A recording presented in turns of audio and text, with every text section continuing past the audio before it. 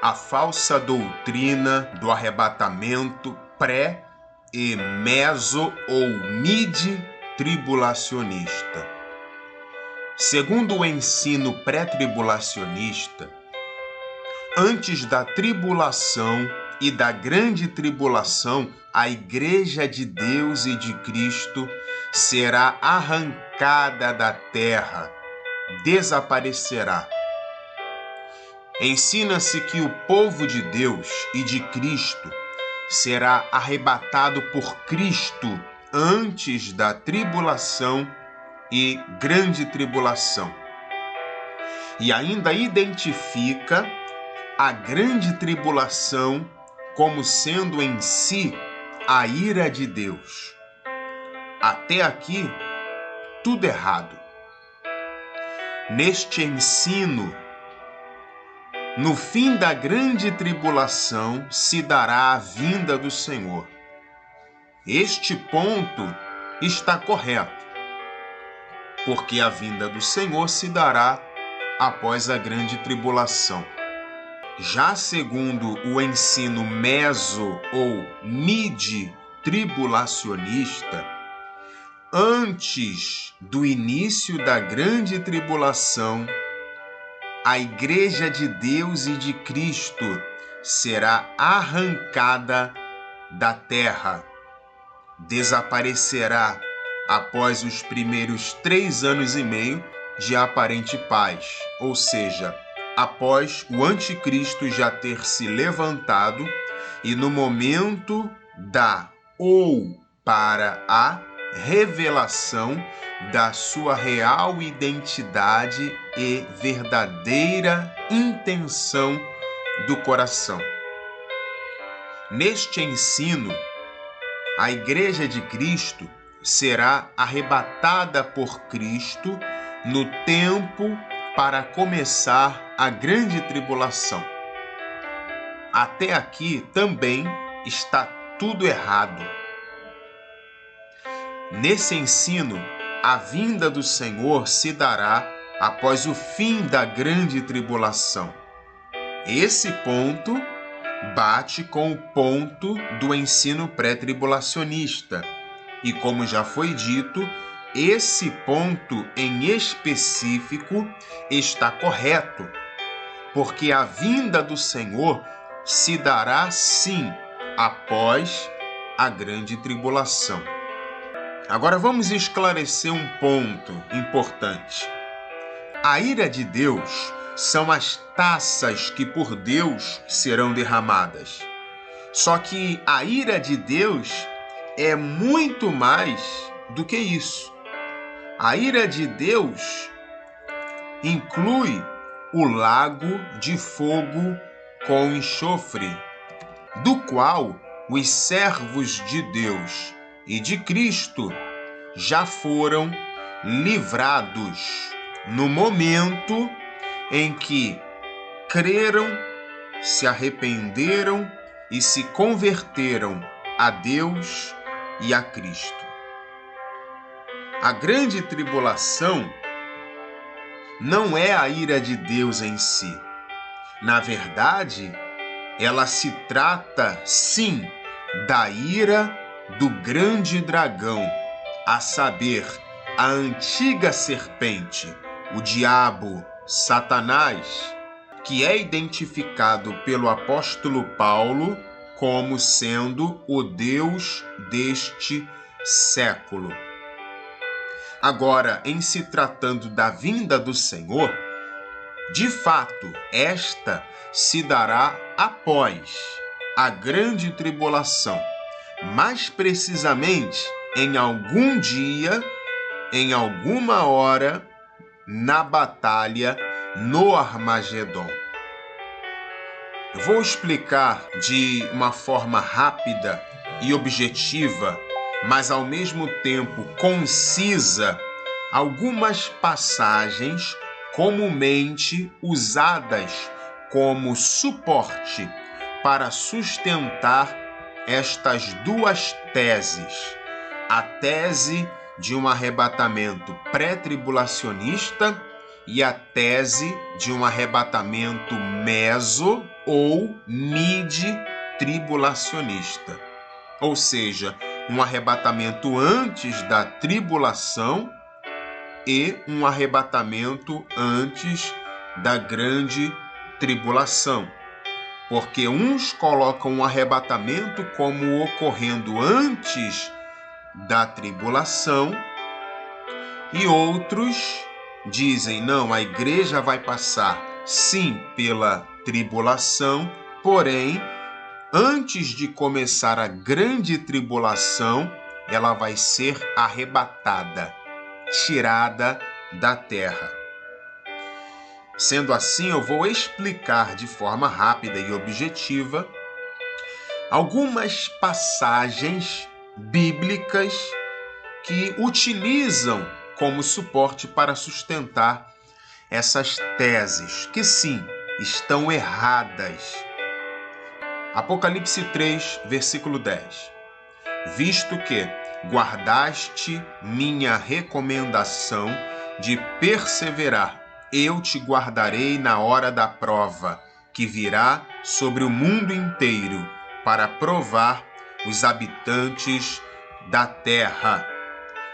Com relação a esse texto, Deus não precisa tirar o povo dele do mundo para guardar o seu povo. Aqueles que entendem que para a igreja ser guardada e livrada, ela precisa ser tirada da terra, se esquecem do que o Senhor Jesus orou em João 17, versículo 15. Não peço que os tire do mundo, mas que os livre, que os guarde do mal. Bem como também se esquecem de Mateus capítulo 6, versículo 13. Não nos deixes cair em tentação, mas livra-nos do mal. Mateus 6, verso 13 e Apocalipse 3, versículo 10, tem que ser entendido através de João 17, versículo 15. Deus guarda, mas ele não precisa tirar a pessoa do mundo para guardar esta pessoa ou para livrar esta pessoa de algo. Ele guarda e livra esta pessoa estando ela no mundo, enquanto as coisas estão acontecendo. Lucas capítulo 17, versículo 34 e 35. Eu vos digo, nessa noite estarão dois numa cama, um será arrebatado e outro deixado. Haverá duas mulheres moendo juntas, uma será arrebatada e a outra deixada. Vejamos essa mesma passagem agora em Mateus 24, verso 40 e 41. Dois homens estarão num campo, um será levado e outro será deixado. Duas mulheres estarão moendo, uma será levada e a outra deixada. Agora vejamos Lucas 17, versículos 28 ao 30 e 34 e 35. Também, do mesmo modo como aconteceu nos dias de Ló, os homens festejavam, compravam e vendiam, plantavam e edificavam. No dia em que Ló saiu de Sodoma, choveu fogo e enxofre do céu, que exterminou todos eles.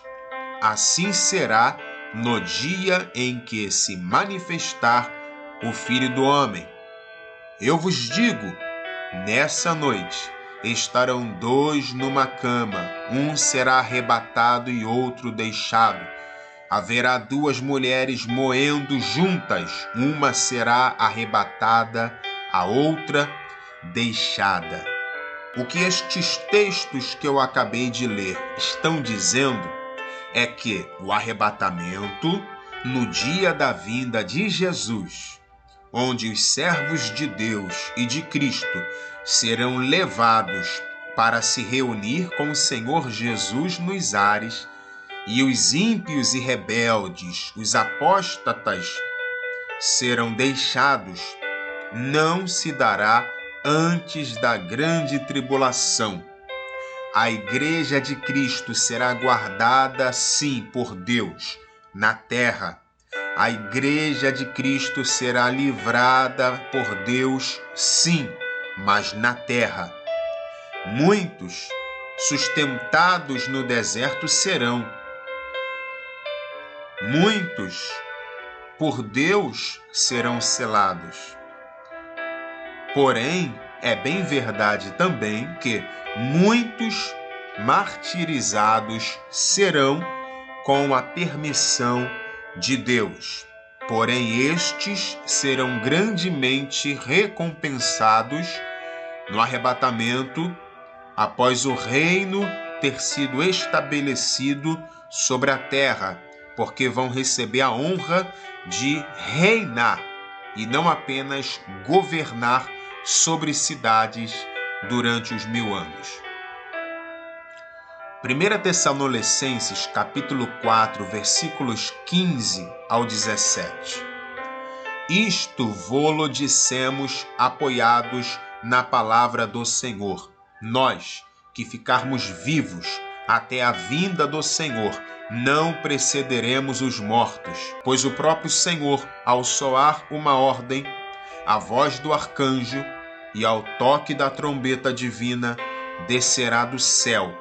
Então ressuscitarão primeiro os cristãos mortos, depois nós que estivermos vivos, seremos arrebatados com eles entre as nuvens no ar, ao encontro do Senhor, e assim estaremos sempre com o Senhor. Vejamos 3 textos.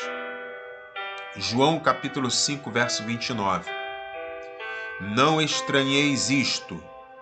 Chega a hora em que todos os que estão nos sepulcros ouvirão a sua voz. Os que agiram bem ressuscitarão para viver. Os que agiram mal ressuscitarão para ser julgados. João capítulo 6, verso 40. Também diz: esta é a vontade de meu Pai, que todo aquele que vê o Filho e nele crê tenha a vida eterna, e eu o ressuscite no último dia. Daniel capítulo 12, verso 2. E muitos dos que dormem no pó da terra ressuscitarão, uns para a vida eterna e outros para a vergonha e desprezo eterno. Como podemos perceber nos textos lidos, a vinda do Senhor está ligada à trombeta, à ressurreição, especificamente a ressurreição dos justos, e o arrebatamento. E essa ressurreição é a primeira ressurreição citada em Apocalipse 20, versículo 4 ao 6, que diz: E vi tronos, e assentaram-se sobre eles, e foi-lhes dado o poder de julgar. E vi as almas daqueles que foram degolados pelo testemunho de Jesus e pela palavra de Deus, e que não adoraram a besta, nem a sua imagem, e não receberam o sinal em suas testas, nem em suas mãos. E viveram e reinaram com Cristo durante 1000 anos. Mas os outros mortos não reviveram até que os 1000 anos se acabaram. Esta é a primeira ressurreição. Bem-aventurado e santo aquele que tem parte na primeira ressurreição. Sobre estes não tem poder a segunda morte, mas serão sacerdotes de Deus e de Cristo e reinarão com ele 1000 anos. Sendo assim, é impossível um arrebatamento antes da tribulação e da vinda de Cristo após a grande tribulação. 1 Tessalonicenses capítulo 5, versículos 1 ao 4, a respeito da época e do momento, não há necessidade, irmãos, de que vos escrevamos, pois vós mesmos sabeis muito bem que o dia do Senhor virá como um ladrão de noite. Quando os homens disserem paz e segurança, então repentinamente lhes sobrevirá a destruição, como as dores à mulher grávida. E não escaparão, mas vós, irmãos, não estáis em trevas, de modo que esse dia vos surpreenda como um ladrão. Como podemos observar nesse texto lido, a vinda do Senhor será como ladrão, em um dia que virá como ladrão para os ímpios e rebeldes, para os inimigos que se acharam ou que se acharão em paz enquanto estiverem implantando o caos e se achando aparentemente inabaláveis e invencíveis. Bem como também esse dia e essa vinda será como ladrão para os apóstatas, para os negligentes. Esse dia é o dia do Senhor, dia no qual se dará a reunião da igreja com Cristo, que ocorrerá nos ares e mediante o arrebatamento dos santos, dos escolhidos. Mateus 24, versículos 20 ao 22. Rogai para que a vossa fuga não seja no inverno, nem em dia de sábado, porque então a tribulação será tão grande como nunca foi vista, desde o começo do mundo até o presente, nem jamais será. Se aqueles dias não fossem abreviados, criatura alguma escaparia, mas, por causa dos escolhidos, aqueles dias serão abreviados. Entenda que, quando Jesus disse nesse texto, vossa, ele não fala para a nação de Israel em si e apenas, mas primeiramente para a igreja dele e principalmente a igreja localizada na Judéia, em Jerusalém. Afinal, Jesus fala com os discípulos, que representam a igreja de Cristo.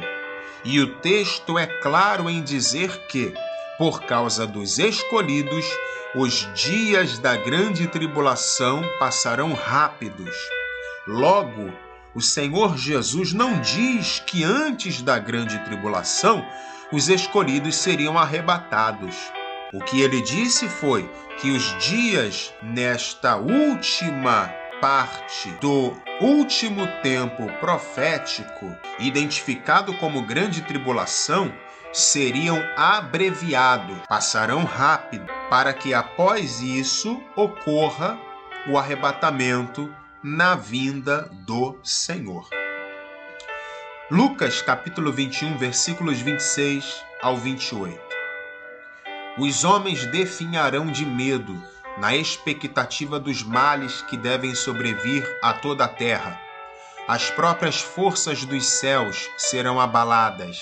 Então verão o Filho do Homem vir sobre uma nuvem com grande glória e majestade. Quando começarem a acontecer estas coisas, reanimai-vos e levantai as vossas cabeças, porque se aproxima a vossa libertação.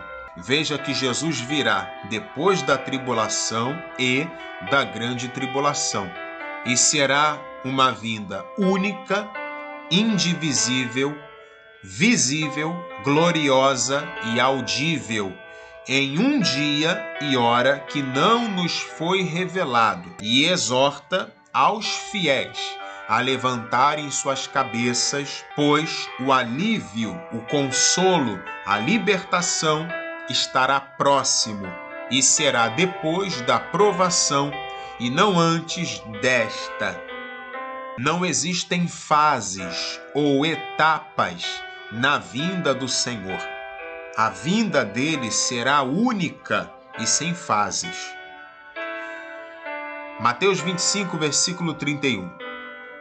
Quando chegar o Filho do Homem com majestade, acompanhado de todos os seus anjos, sentará em seu trono de glória. A ressurreição dos justos se dará na vinda do Senhor Jesus, e não em uma de suas vindas ou em uma das supostas fases de sua vinda.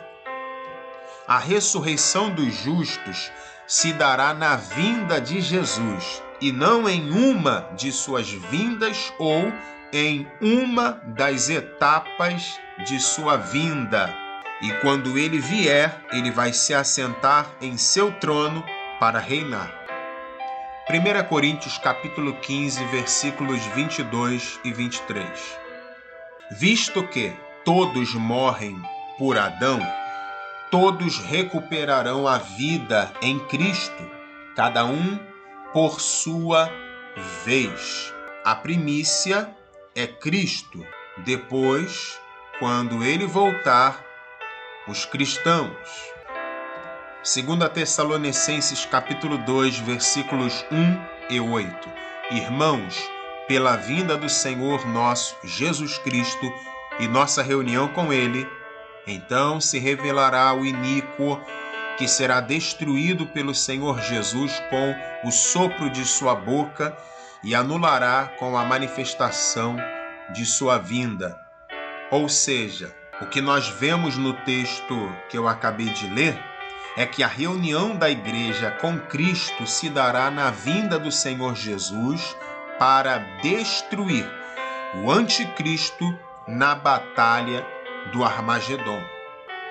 A reunião da igreja com Cristo, mencionada nessa leitura que eu acabei de fazer, se dará sim na vinda do Senhor Jesus, como Paulo escreveu. E essa vinda será também para destruir o anticristo. E isso vai ocorrer na batalha no Armagedon. Tito capítulo 2, versículo 13. Esperando a promessa feliz e a manifestação da glória do nosso grande Deus e do nosso Salvador Jesus Cristo. A vinda do Senhor Jesus será uma manifestação gloriosa. Vai ser num tempo difícil, sim. Vai ser em um tempo muito difícil para os que estiverem sobre a face da terra, principalmente para aqueles que não estiverem do lado do anticristo, mas do lado de Deus e de Cristo. Porém, o apóstolo Paulo escreve para Tito que nós devemos esperar a promessa da vinda gloriosa do nosso Senhor e Salvador Jesus Cristo felizes. Nós temos que, se for o caso, morrer por Cristo felizes na grande tribulação, sabendo que, ao final desta, o nosso Senhor se manifestará gloriosamente e então a ressurreição dos justos ocorrerá e aqueles que morreram por Cristo ressuscitarão e se reunirão com Ele para serem consolados e receberem a coroa da justiça. Vejamos agora o que está escrito em Tiago, no capítulo de número 5, no versículo de número 7. Irmãos, tende paciência até que venha o Senhor. Prestai atenção no lavrador, como espera com paciência até receber as primeiras chuvas e as tardias, com a esperança do valioso fruto da terra. A primeira grande chuva profética do Espírito Santo de Deus se deu no Pentecoste, em Atos capítulo 2. Já a última grande chuva profética do Espírito Santo se dará no tempo da última semana, classificada como tribulação e grande tribulação. Será após esta chuva que se dará à vinda do Senhor Jesus para realizar o arrebatamento e destruir o anticristo em algum dia da batalha no Armagedon. Segunda carta de Pedro, capítulo de número 3, versículo 10. Virá, entretanto, como ladrão o dia do Senhor, no qual os céus passarão com estrepitoso estrondo, e os elementos se desfarão abrasados. Também a terra e as obras que nela existem serão atingidas. A vinda do Senhor trará ou proporcionará um novo céu e uma nova terra na perspectiva messiânica. Perspectiva essa que pode ser vista em Isaías, nos capítulos de número 65 e 66. Mateus 24, versículo 42. Portanto, vigiai, porque não sabeis em que dia vem o vosso Senhor.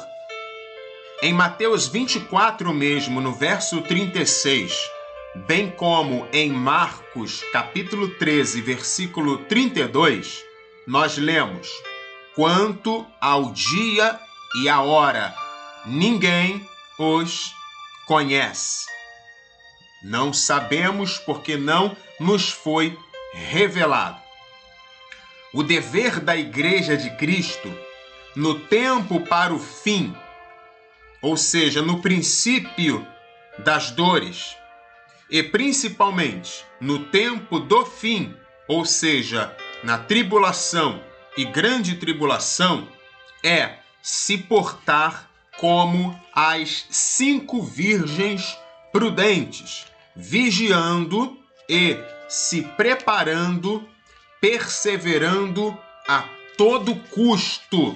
E isso tem que ser feito até ao fim. Em Atos, capítulo de número 1, versículo 11, nós lemos: e lhes disseram: varões galileus, por que estáis olhando para as alturas? Esse Jesus, que dentre vós foi assunto ao céu, virá do modo como o viste subir. Jesus virá. Isso todos nós bem sabemos. E ele virá exatamente desta forma como foi. Ou seja, ele virá em uma nuvem. E essa vinda será para a guerra, será para a batalha.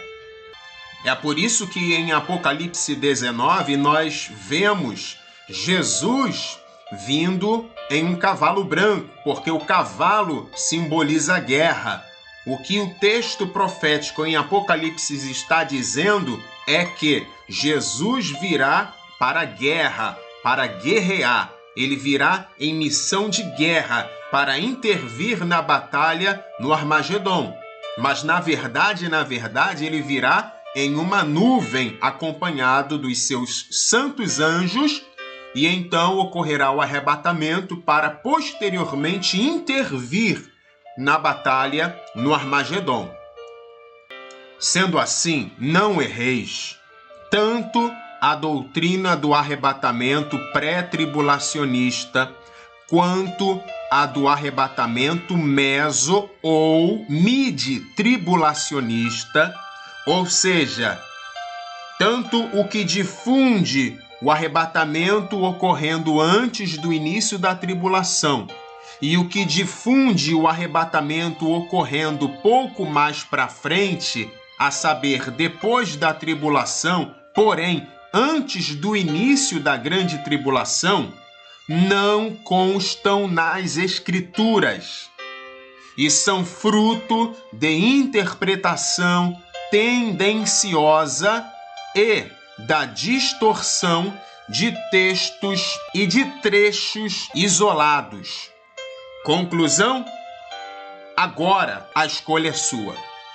Ou você continua crendo neste falso ensino e fica por sua conta em risco, ou então você abre mão deste falso ensino e começa desde já a se preparar para tudo aquilo que há de sobrevir ainda sobre a terra, no período no qual a igreja estará sim sobre a terra, porque a igreja do Senhor Jesus vai estar sim na terra na tribulação e grande tribulação, assim como está na terra no tempo do princípio das dores.